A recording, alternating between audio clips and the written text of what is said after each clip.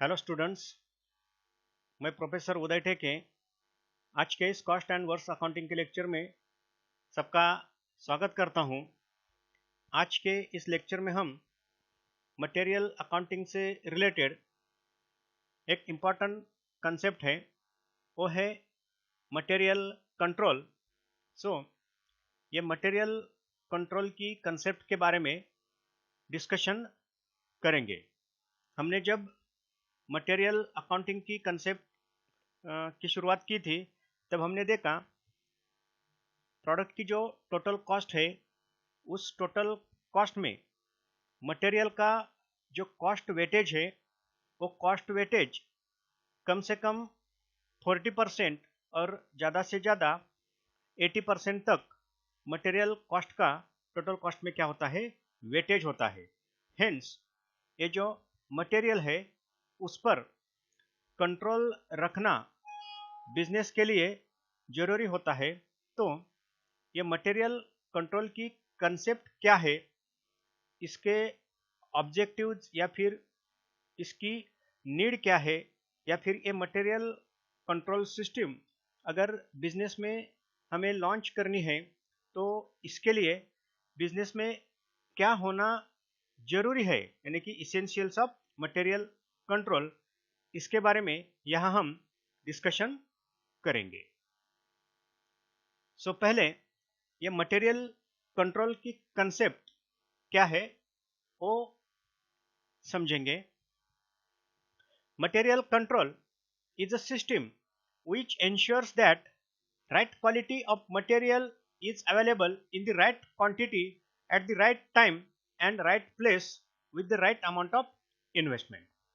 It can be defined as comprehensive framework for the accounting and control of material cost designed with the object of maintaining material supplies at a level so as to ensure uninterrupted production but at the same time minimizing investment of funds. In simple words, material control is a systematic control over the purchasing, storing and using of materials so as to have the minimum possible cost of materials. So क्या है ये material control? Material control एक system है। ये system क्या करती है? Ensures that right quality of materials is available in the right quantity at the right time and right place with the right amount of investment. ये simple concept है। ये एक सिस्टम है कि जो सिस्टम एक इंश्योरिटी यानी कि एक गारंटी देती है। क्या गारंटी देती है? जो राइट क्वालिटी का मटेरियल है, ये राइट क्वालिटी का मटेरियल अवेलेबल होगा। कैसे होगा? इन राइट क्वांटिटी में, at right time, at right place यानी कि प्रोडक्शन की जगह, with right amount of investment. और इस मटेरियल को परचेस करने के लिए जो भी अमाउंट यहाँ इन्वेस्ट की जाती है वो भी क्या होगी? राइट अमाउंट होगी। इसकी जो इंश्योरिटी सिस्टम, जो सिस्टम इसकी इंश्योरिटी देती है, उस सिस्टम को क्या कहा जाता है? मटेरियल कंट्रोल कहा जाता है। It can be defined as, अगर इसकी हम डेफिनेशन करें तो ये क्या है? Comprehensive framework for the accounting and control of material cost design with the object of maintaining material supplies at level so as to ensure uninterrupted production but at the same time minimizing investment of fund. ये इसके अगर हम definition करें तो ये क्या है? एक कॉम्प्रिहेंसिव फ्रेमवर्क है। इस कॉम्प्रिहेंसिव फ्रेमवर्क में क्या होता है? ये जो मटेरियल कॉस्ट है, ये मटेरियल कॉस्ट की जो अकाउंटिंग है या फिर मटेरियल कॉस्ट का जो कंट्रोल है, वो कंट्रोल किया जाता है। ये कंट्रोल क्यों किया जाता है?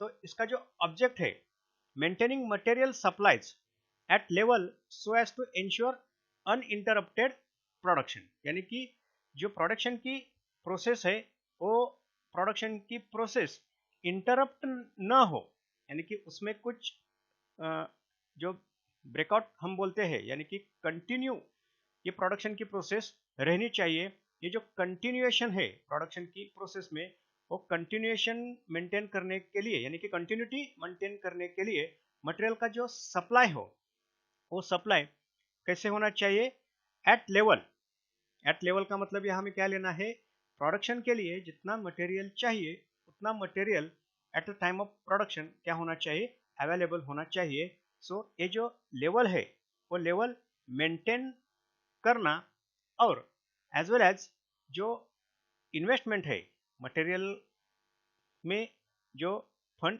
इन्वेस्ट किया जाता है वो फंड भी कितना होना चाहिए, मिनिमाइज होना चाहिए। तो इसको सामने रखकर जो एक कॉम्प्रिहेंसिव फ्रेमवर्क डिजाइन किया गया होता है बिजनेस में, उसको क्या कहा जाता है, मटेरियल कंट्रोल कहा जाता है। In simple words material control is systematic control over the purchasing. अगर हम सिंप्लीफाई करें तो ये सिंप्लीफिकेशन हम कैसे कर सकते हैं, ये क्या है, एक सिस्टमेटिक कंट्रोल रखना पड़ता है किस पर, जो परचेसिंग का फंक्शन है, जो स्टोर का फंक्शन है, और मटेरियल यूटिलाइजेशन जहां होता है यानी कि जो प्रोडक्शन का फंक्शन है, using of material so as to minimum possible cost of material. So ये कंट्रोल किस पर, परचेसिंग पर, स्टोर पर और यूटिलाइजेशन पर कंट्रोल रखना, और एज वेल एज जो कॉस्ट है मटेरियल की वो कम से कम रहे, मिनिमम पॉसिबल कम से कम रहे, इसके लिए जो सिस्टम या फिर जो फ्रेमवर्क बिजनेस में एस्टेब्लिश किया होता है उसको क्या कहा जाता है, मटेरियल कंट्रोल कहा जाता है। Next, material control is accomplished through functional organization, assignment of responsibility and documentary evidence obtained in various stages of operations from the approval of sales and production budgets to the completion of products which are ready for sale and shipment। तो ये जो material control है वो कैसे possible हो सकता है, accomplished through functional organisation. सो ये जो ऑर्गेनाइजेशन है बिजनेस में वो ऑर्गेनाइजेशनल का स्ट्रक्चर कैसे होना चाहिए, ये ऑर्गेनाइजेशनल स्ट्रक्चर एक फंक्शनल ऑर्गेनाइजेशन होना चाहिए। और जो रिस्पॉन्सिबिलिटी है बिजनेस में, जितने भी वर्कर्स या फिर पोजीशंस हमने क्रिएट किए हैं उसको एक सेपरेट जो रिस्पॉन्सिबिलिटी है वो रिस्पॉन्सिबिलिटी क्या करनी चाहिए, असाइन करनी चाहिए, यानी कि किसको क्या करना है ये क्या होना चाहिए, क्लियर होना चाहिए। इसको क्या कहा जाता है, assignment of responsibility and documentary evidence. और जो डॉक्यूमेंटरी एविडेंस है मटेरियल से रिलेटेड, जो डॉक्यूमेंटरी एविडेंसेस है, ये जो एविडेंसेस है वो एविडेंसेस अगर मेंटेन किए जाते हैं तो ये मटेरियल कंट्रोल सिस्टम क्या हो सकती है, बिजनेस में हम एस्टेब्लिश कर सकते हैं या फिर बिजनेस में उसको हम क्या कर सकते हैं, ऑपरेट कर सकते हैं। Then material control involves recording on printed forms all steps of movements which occur in the acquisition and utilization of materials. Effective control also requires the systematic preparation of periodic summaries and reports. So ये material control की जो system है इसमें क्या involve होता है, generally जो recording है मटेरियल से रिलेटेड जो भी ट्रांजैक्शन होते हैं उसको रिकॉर्ड करने के लिए प्रिंटेड फॉर्म्स को क्या करना चाहिए, यहाँ यूज करने चाहिए, यानी कि प्रिंटेड फॉर्म जो है उसको हमें यहाँ क्या करने चाहिए, वो फॉर्म्स हमें यूज करने चाहिए। हर एक स्टेप जो है मटेरियल मूवमेंट की जो स्टेप है, यानी कि परचेसिंग की स्टेप है, स्टोर में हम उसको रखते हैं उसकी स्टेप है, हम उसको इशू करते हैं उसकी स्टेप है, हर एक स्टेप जो है मटेरियल मूवमेंट की, हर एक स्टेप के लिए प्रिंटेड जो फॉर्म्स है वो प्रिंटेड फॉर्म्स यानी कि जो स्टैंडर्ड फॉर्म्स है वो स्टैंडर्ड फॉर्म्स क्या करनी चाहिए, तैयार करने चाहिए, और जिसके थ्रू हम क्या कर सकते हैं, ये जो मटेरियल कंट्रोल का जो फ्रेमवर्क है वो फ्रेमवर्क हम क्या कर सकते हैं, ऑपरेट कर सकते हैं। और जो इफेक्टिव कंट्रोल है मटेरियल पर, अगर हमें इफेक्टिव कंट्रोल रखना है तो ये जो सिस्टमेटिक पीरियोडिक समरी है या फिर जो रिपोर्ट्स है वो भी मटेरियल से रिलेटेड क्या होने चाहिए, तैयार होने चाहिए, कि जिससे हम क्या कर सकते हैं, मटेरियल पर कंट्रोल रख सकते हैं। तो ये सिंपल कॉन्सेप्ट है। ये सिंपल कॉन्सेप्ट क्या है, at the time of production क्या होना चाहिए, मटेरियल अवेलेबल होना चाहिए, और एज वेल एज मटेरियल की जो कॉस्ट है वो कॉस्ट भी क्या होनी चाहिए, मिनिमम कॉस्ट होनी चाहिए। ये पॉसिबल करने के लिए ये जो दो ऑब्जेक्टिव है, at the time of production material available होना चाहिए, एज वेल एज जो मटेरियल की टोटल कॉस्ट है वो टोटल कॉस्ट भी कम से कम हो, इसके लिए जो सिस्टम बिजनेस में एस्टेब्लिश की होती है उसको क्या कहा जाता है, मटेरियल कंट्रोल कहा जाता है। Next, dimensions of material control. तो क्या है इसके डायमेंशंस? पहला डायमेंशन है क्वांटिटी और यूनिट कंट्रोल। सेकंड डायमेंशन है रुपी और फिनेंशियल कंट्रोल। सो ये क्वांटिटी या फिर यूनिट कंट्रोल का मतलब क्या है? जो भी क्वांटिटी है, जो भी यूनिट बिजनेस में हम यूज करते हैं, इससे रिलेटेड क्या है ये कंसेप्ट है, इस पर हमें क्या करना है, कंट्रोल रखना है। तो ये कंट्रोल कैसे होता है या फिर कौन ये क्वांटिटी कंट्रोल में इंटरेस्टेड होता है? Production executive, generally production executive and store keeper are primarily interested in quantity control because their interest is to see that there should not be no stock out of problem। यानी कि ये जो production executive है या फिर जो store keeper है वो जनरली क्वांटिटी कंट्रोल में क्या होते हैं, इंटरेस्टेड होते हैं। ये क्वांटिटी कंट्रोल क्या है? जनरली इसमें जो स्टॉक है वो आउट ऑफ नहीं होना चाहिए।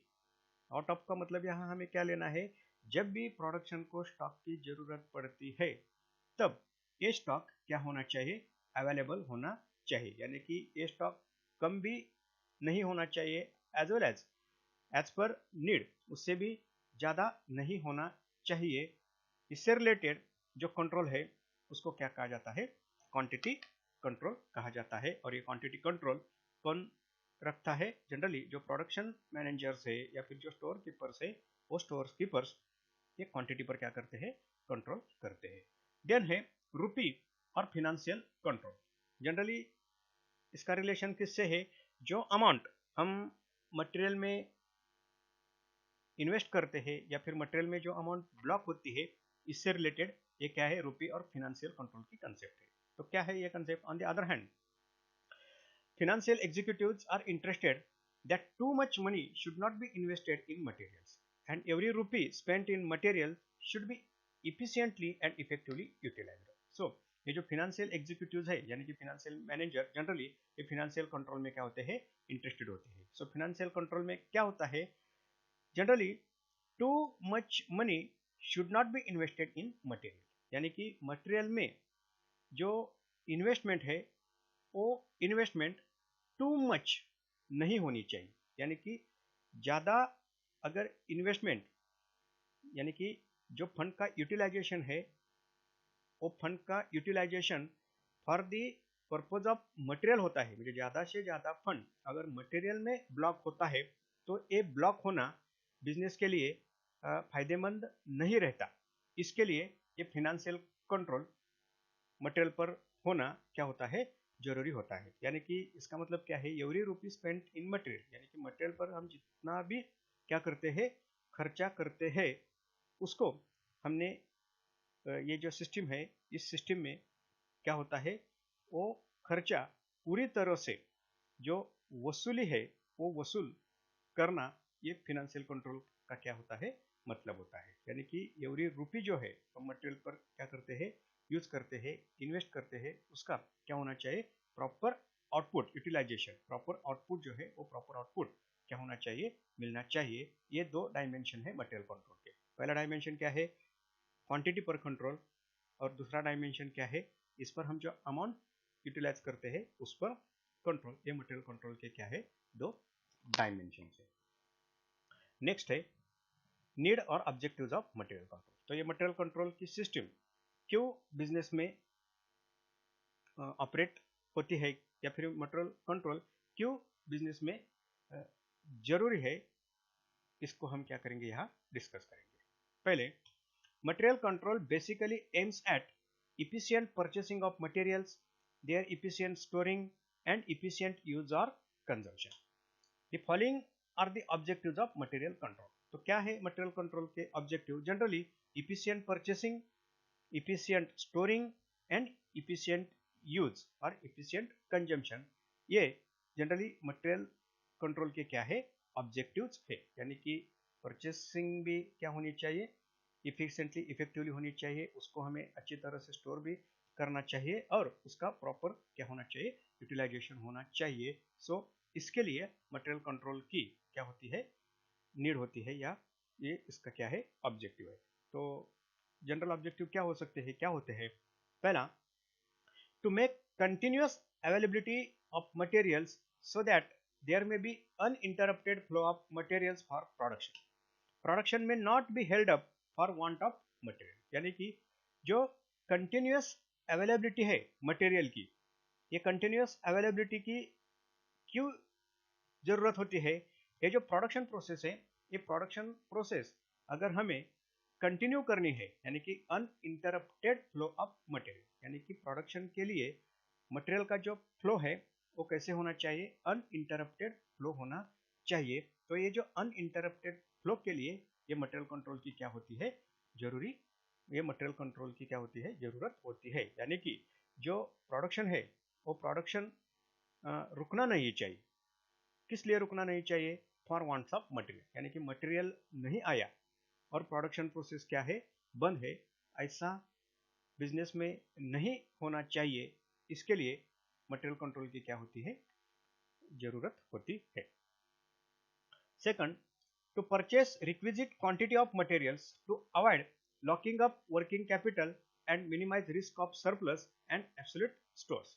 यानी कि सेकंड ऑब्जेक्टिव क्या है, ये जो रिक्विजिट क्वांटिटी है मटेरियल की, और रिक्विजिट क्वांटिटी में ही मटेरियल का परचेस हो, इसके लिए मटेरियल कंट्रोल की क्या है, जरूरत होती है। यानी कि क्या है, अगर मटेरियल में वर्किंग कैपिटल अगर ज़्यादा लॉकअप होता है तो ए बिजनेस के लिए क्या है, फायदेमंद नहीं होता।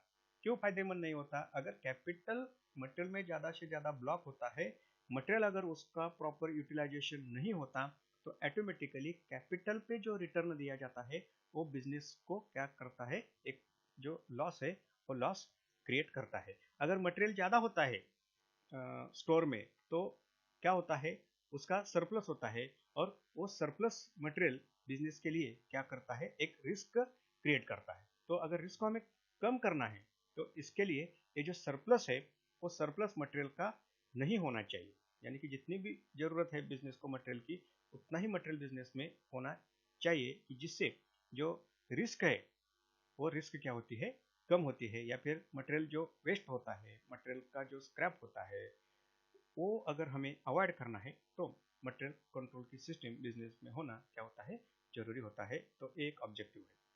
नेक्स्ट है, to make purchase competitively and wisely at the most economical prices so that there may be reduction of material cost.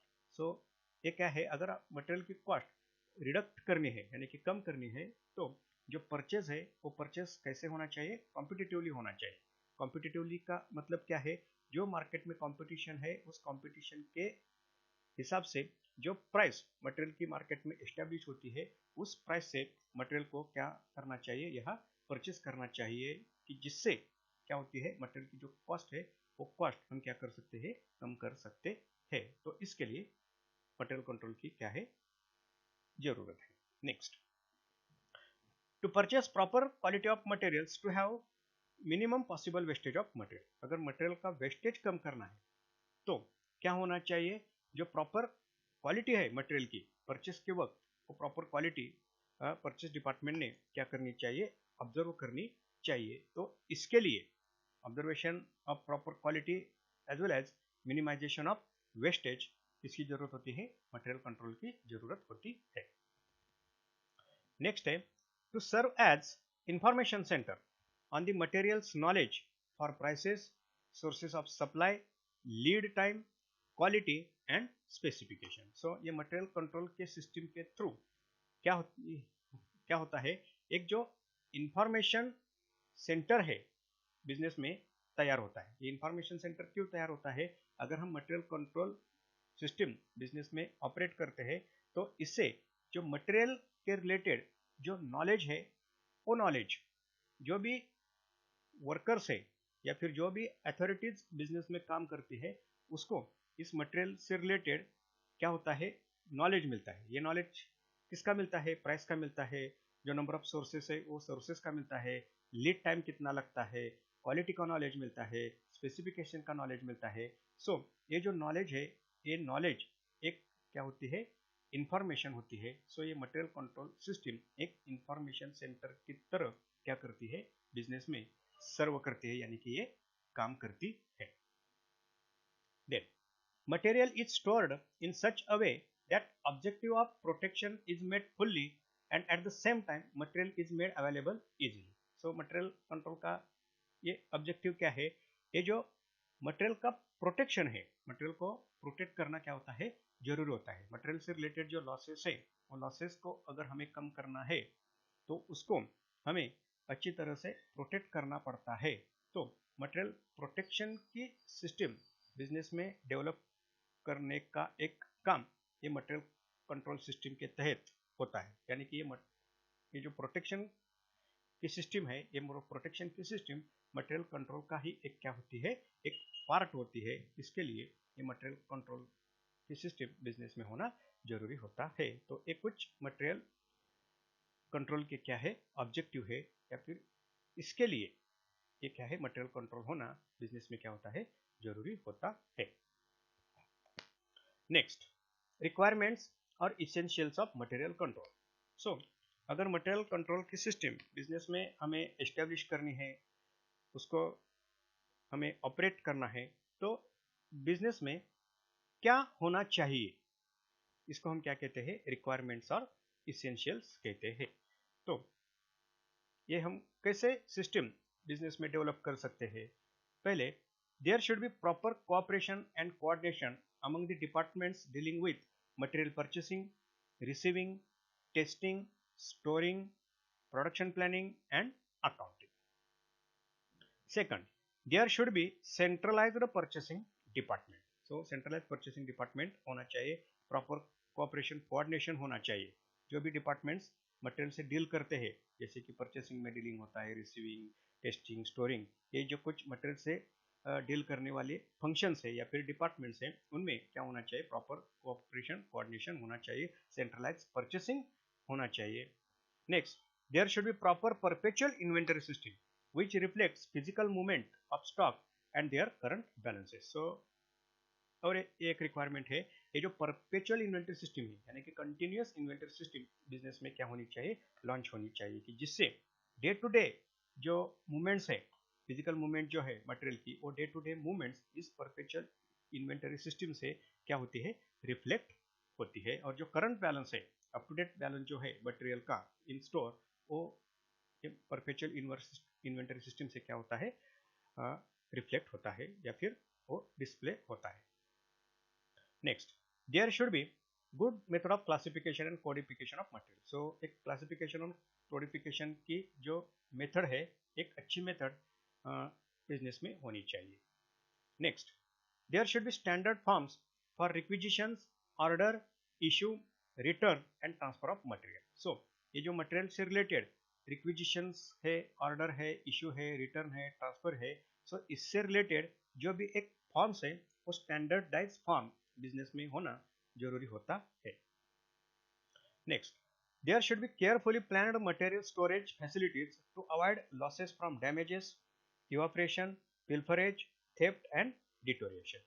ये जो कुछ लॉसेस है, जैसे कि डैमेज है, इवापोरेशन है, पिल्फरेज है, थेफ्ट है, डिटोरिएशन है, अगर उसको हमें अवॉइड करना है तो क्या होना चाहिए, एक प्लान्ड मटेरियल स्टोरेज होना चाहिए। यानी कि मटेरियल का जो स्टोरेज है, वो स्टोरेज कैसे होना चाहिए, एक केयरफुली प्लानिंग, स्टोरेज का एक केयरफुली प्लानिंग जो है, वो केयरफुली प्लानिंग करने के बाद ही मटेरियल को क्या करना चाहिए, स्टोरेज करना चाहिए, कि जिससे हम क्या कर सकते हैं, ये जो लॉसेस है, ये लॉसेस हम अवॉइड कर सकते हैं। तो एक planned material storage system business में होना जरूरी होता है।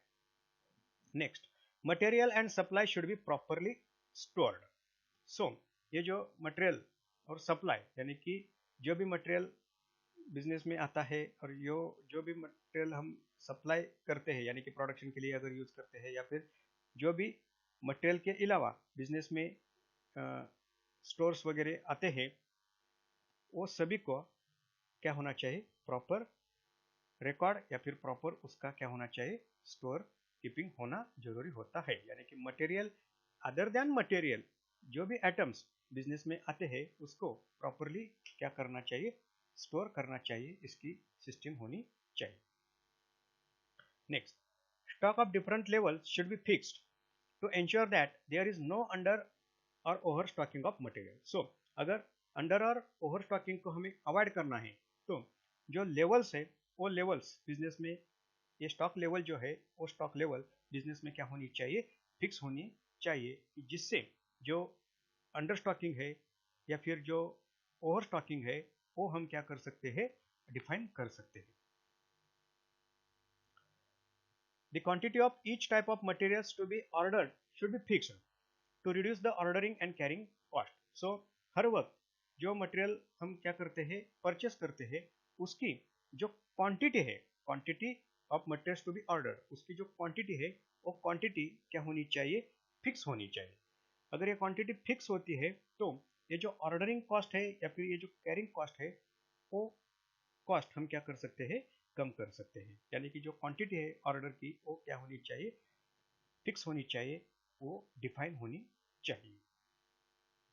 Next, there should be an effective system of internal check to ensure that all transactions relating to materials are automatically checked.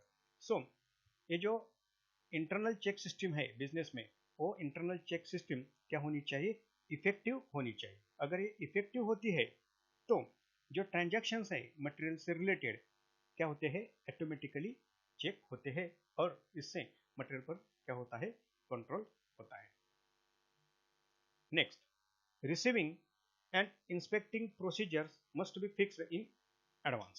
सो ये जो रिसीविंग की प्रोसीजर है या फिर जो इंस्पेक्शन की प्रोसीजर है, मटेरियल रिसीविंग और मटेरियल इंस्पेक्शन की जो प्रोसीजर है ये फिक्स होनी चाहिए और ये इन एडवांस फिक्स होनी चाहिए। यानी कि जो भी मटेरियल से रिलेटेड अथॉरिटीज है उनको ये रिसीविंग की या इंस्पेक्शन की जो प्रोसेस है वो क्या है, वो प्रोसेस बिजनेस के जो मैनेजर लेवल के पोस्ट है या फिर बिजनेस के जो पॉलिसी मेकर है, उन्होंने ये जो प्रोसीजर है वो प्रोसीजर पहले ही क्या करनी चाहिए, डिफाइन करनी चाहिए, तैयार करनी चाहिए, कि जिसको ये जो अथॉरिटीज़ है या फिर जो स्टोर कीपर है, जो स्टोर रिलेटेड जो स्टाफ है, वो स्टाफ क्या करता है, उसको फॉलो करता है। तो ये कुछ रिक्वायरमेंट्स है, अगर ये रिक्वायरमेंट्स बिजनेस फुलफिल करता है तो ये जो मटेरियल कंट्रोल है, ये मटेरियल कंट्रोल बिजनेस के लिए क्या होता है, पॉसिबल होता है।